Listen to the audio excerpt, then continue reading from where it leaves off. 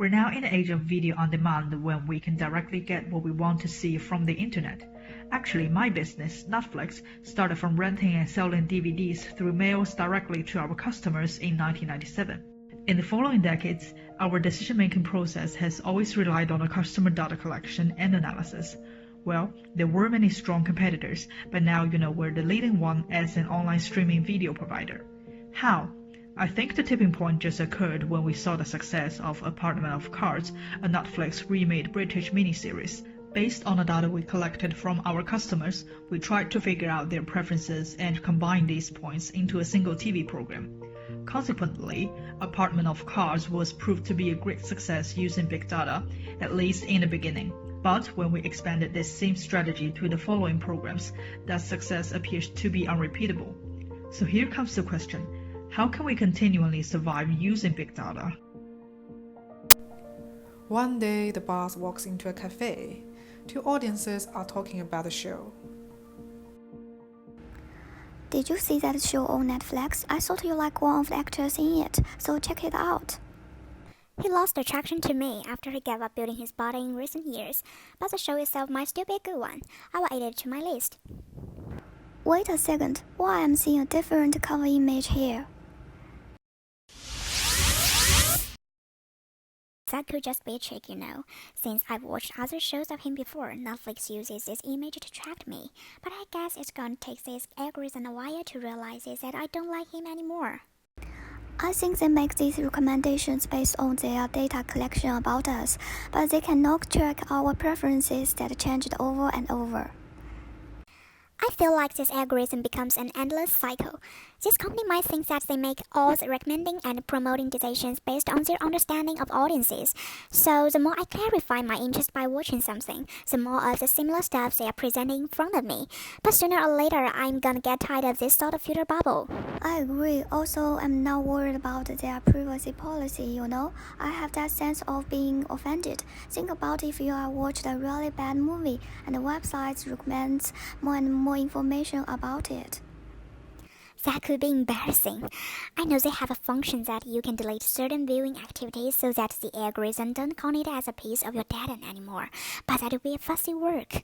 I think I'm just surveyed by those companies. People always talk about their actual speech freedom on the internet, yet our activities are always being recorded as evidences to help these streaming service providers to make their major marketing decisions and earn huge profit.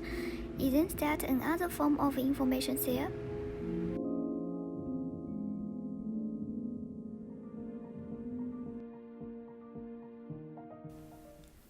When he goes back home, he sees an interview of the protagonist of a show produced by Netflix. It was so long. Yeah, it is, yeah. And we were shooting it forever. It's very almost heartbreaking because they don't want it to be over. Yeah. It's a little bittersweet, isn't it? For them. Yeah. He's very angry and goes straight to the creator. Do you know that Tommy just insulted your show in an interview? What? No. He did complain about the length of the show, saying it would never end, but I can't believe he said it out loud in front of the camera. What? So he has a problem with the show? I thought he would be grateful for participating in this phenomenal show for 6 seasons. Yeah, a career reached the peak during the first 3 seasons, but the rest seasons were just pathetic chick flicks. Come on, don't give me that look. I've told you that season 4 would be the perfect ending season at the time, but you just won't listen and talked about data is key, audience wants more, something like that. But I have been counting on data to make decisions for all these years. Anyways, now the show is over, I can finally move on to my next project.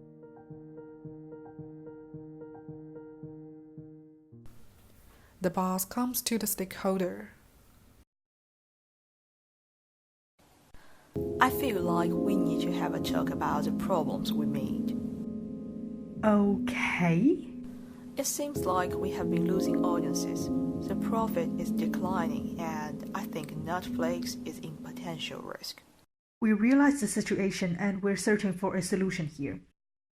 Now, I admit that some creators don't like to write plots by following the results of big data, Some users also need new attractions that our algorithm is probably yet to figure out.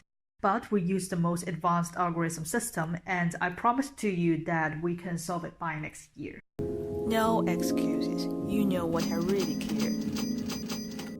Otherwise, I will quit. Okay, I'm so sorry to hear that, and we'll try to solve the problems.